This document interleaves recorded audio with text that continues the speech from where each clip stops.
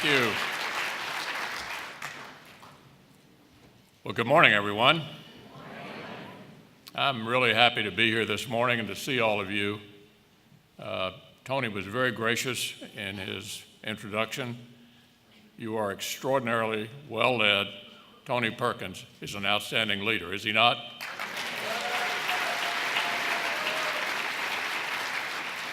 I really consider it an honor to be here this morning. But really, it's an honor to stand with you together as we fight for the change our country needs. For almost a decade, that meant standing together on the defensive side of the ball. You and I spent 8 long years facing a president that was diametrically opposed to the common sense conservative principles that have made our country great. President Obama and his allies thought Washington bureaucrats know how to run an economy better than American workers and American small business owners. They thought the federal government would spend your hard-earned money better than you'd spend it yourself. They thought it was quaint and old-fashioned for judges to interpret our laws and the Constitution as they were actually written, and tried to appoint judges who'd give their own personal ideology and feelings the force of law. They tried to define down our timeless right to religious freedom until it would mean little more than the right to go to church on Sunday, but don't say anything about it the rest of the week. In essence, the far left did everything they could to prove that millions and millions of Americans simply did not matter to them. They bragged about a so-called economic recovery that brought more wealth and more jobs to our nation's big blue metropolitan areas, but practically everywhere else left middle-class families way behind. They dabbled in socialized medicine and let the consequences, skyrocketing premiums, limited access to quality care, fall right on the backs of American families. This is the modern Democratic Party. This is who they are. President Obama said during his first campaign that working class Americans, you remember this one, get bitter and cling to their guns or religion. Just a few months ago, Secretary Clinton said, I want the places that are optimistic, diverse, dynamic, moving forward. That's how she described her voters. I won't repeat what she said about all the places where she lost. But my friends, this is who they are, and this is what they think about you and your families and your communities and your values. Well, look, by November 2016, the American people had seen enough. They elected a Republican House, Republican Senate, and President Donald Trump to fight for them and their families. And let me add just a note here about this. You may not know this, but you can go back 100 years, and Republicans have only had the Senate, the House, and the White House for 20 of those 100 years. So we were determined not to squander this opportunity because they don't come along all that often. So it's been 20 months. Time to take stock, draw up a progress report. As soon as we got to Washington, this Republican government started looking for every opportunity to cut taxes for the American people and slash through the jungle of red tape that was holding back job growth. In the Senate, we've confirmed President Trump's key appointments who are getting the federal government back in line. We also have a special tool where Congress can directly repeal an administrative rule put out by the executive branch. Prior to last January, it had only been used once successfully in the history of the country. Well, we've used it 16 times and counting to throw out some of the terrible Obama administration rules, like regulations that interfered in our schools and forced states to fund Planned Parenthood. We got rid of them.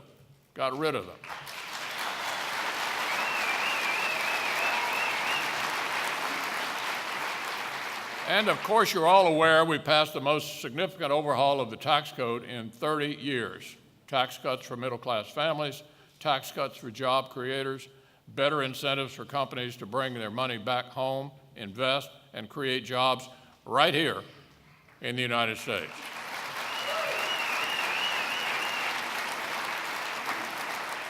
You may remember this when one leading Democrat said those policies would bring about Armageddon. Armageddon.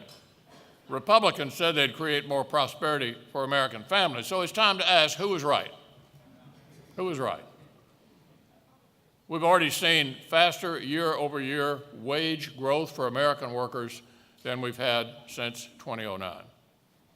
For the first time in recorded history, the Labor Department reports there are more job openings in America than there are people looking for work. That's never happened before.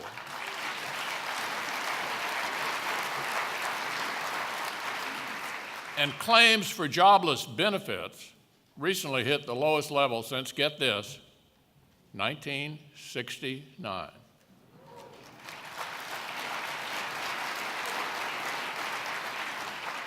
So, my friends, this time the new prosperity is not just being captured by big coastal cities and a select few industries. Manufacturing jobs are growing again. Mining and logging jobs are growing again. Small communities and rural areas have, listen to this, actually outpaced the big cities in rates of job growth.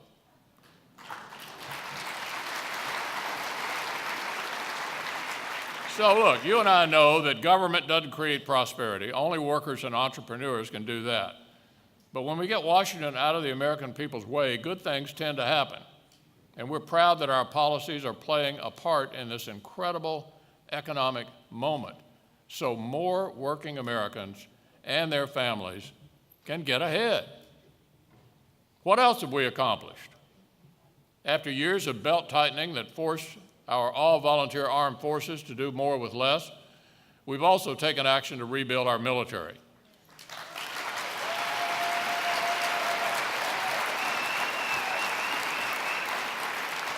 We authored the largest year-on-year increase in defense funding in 15 years and the largest pay raise for our troops in nearly a decade.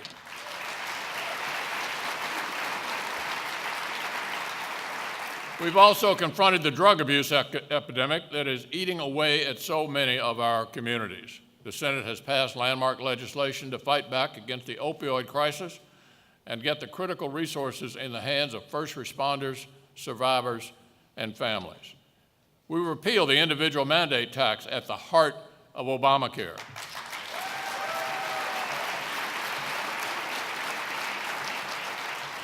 We threw away the board of bureaucrats that was set up to ration your health care.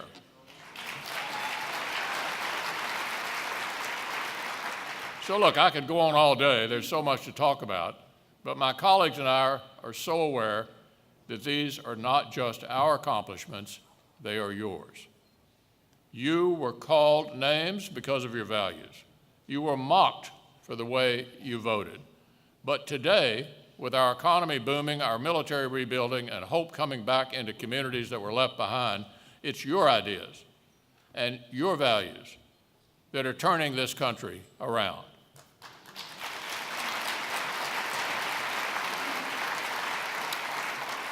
Now, I'm often asked, what's it like to be the majority leader of the Senate? I've struggled with coming up with the perfect answer. I've decided it's actually a little bit like being the groundskeeper to cemetery. Everybody's under you, but nobody's listening.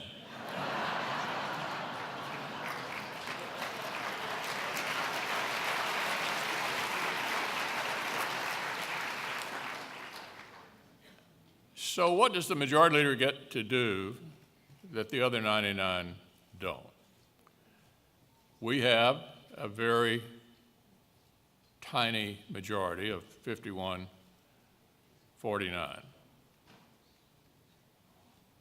But the majority leader gets to decide what we're going to do. And as Tony indicated in his very kind introduction, The most consequential decision I've made in my entire career is decision not to do something, and that was to not fill the vacancy created by the death of Justice Scalia.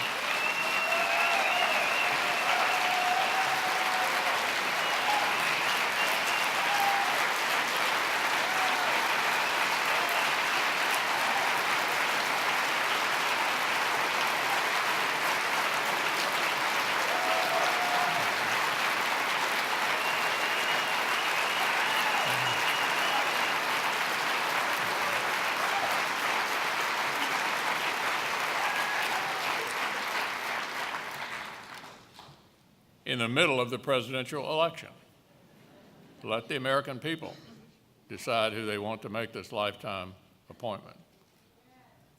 Well, it turns out that one of the most consequential decisions I ever made led to the appointment of Neil Gorsuch.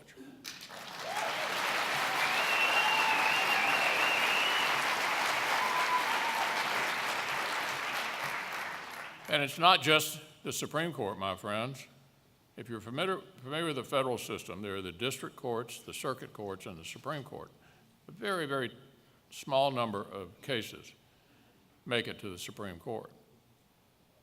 The circuit courts are where most complex litigation ends. The President has nominated, and we've confirmed, 26 circuit court judges. This is the fastest pace in the history of our country.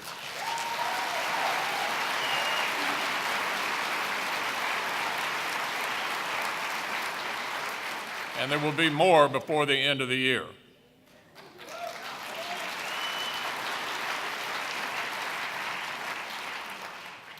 These are lifetime appointments. If you want to have a long-time impact on what kind of country we're going to have for the next generation, the single most consequential thing we can do is these lifetime appointments of men and women to the court who believe that the job of a judge is to follow the law.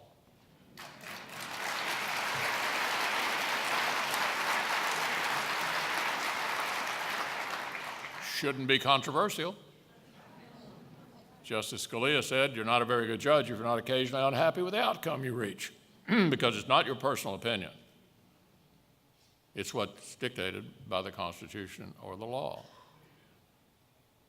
Justice Gorsuch put it this way. He said, judges don't wear red robes or blue robes, they wear black robes. So these are the kind of men and women that President Trump has been sending up and we've been confirming. And I hope it makes you proud. And if we can hold on to this Senate majority for 2 more years, we're going to transform the federal judiciary with men and women who believe in this vision of America.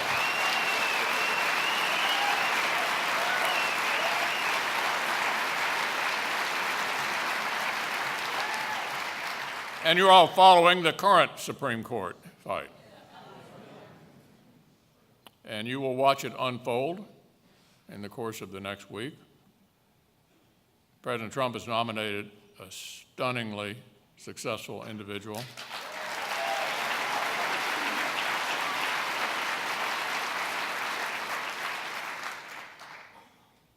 You've watched the fight, you've watched the tactics, but here's what I want to tell you. In the very near future, Judge Kavanaugh will be on the United States Supreme Court.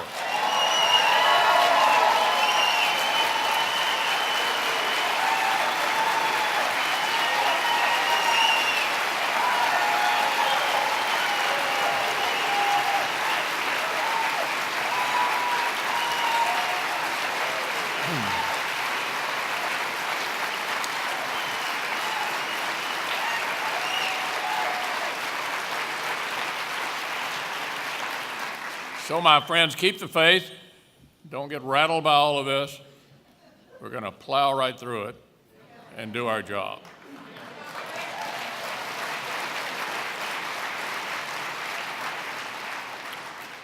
So, moving beyond the Supreme Court, here's our challenge for the future.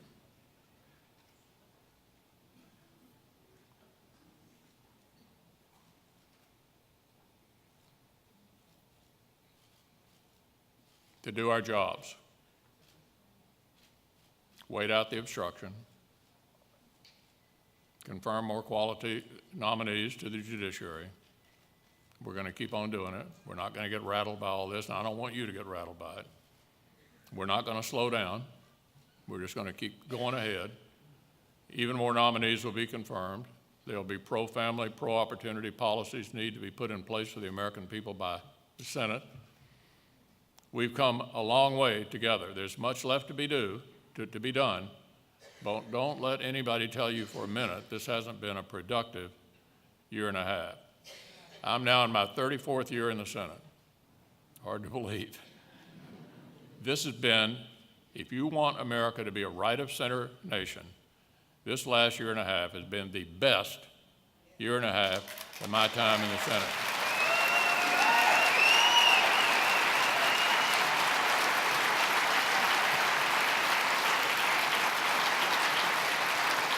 And the reason you should know that, look how angry the left is. Huh? Look at it. The angrier they get, the better we're doing.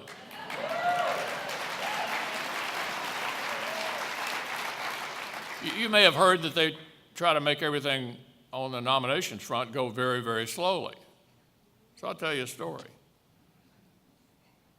The last 6 presidents, add them all up, the majority leader, whoever that was, of whatever party it was, only had to file cloture, that is the process to try to move a nomination along when things are being slowed down, only had to file cloture 24 times in the first 2 years, all 6 of them together.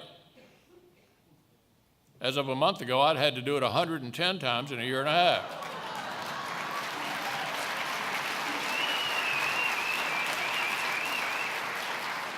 It doesn't mean they can ultimately win. It's sort of mindless obstruction for no point, because ultimately you don't succeed, you lose. So I've discovered that there's at least one other tool that the majority leader has. You remember when you had kids in school? There's nothing they like better than a recess.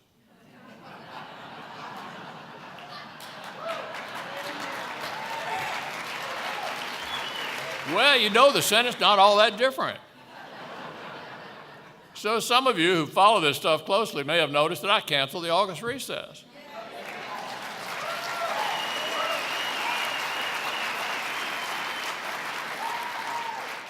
But being a benevolent sort, I had some members who had younger children. They said, could we just have the first week of August off so we can take the kids to Disney World or wherever?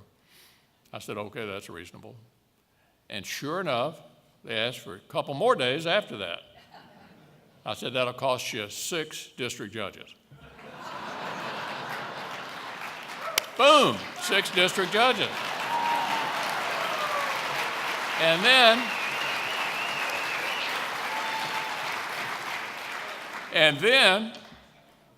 the last week of August, the week that included Labor Day, they said, can we please have the whole week off?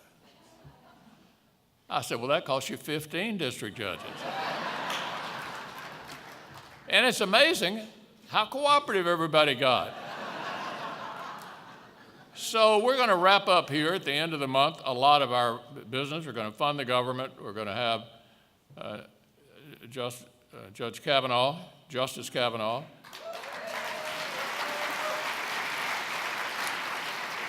And then our friends on the other side who have a number of incumbents running for re-election this year are going to want to what?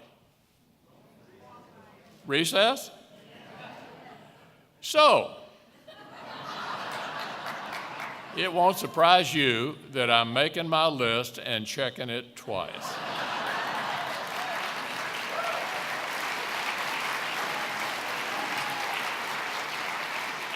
And that, my friend, is how we're dealing with obstruction and how we're going to keep on doing the president's appointments, not only to the courts, but to boards and commissions and to the government. Thank you for all you're doing. Keep the faith. We're changing America more than a lot of people recognize, but I'm glad you do. I appreciate the opportunity to be here today. Thanks so much.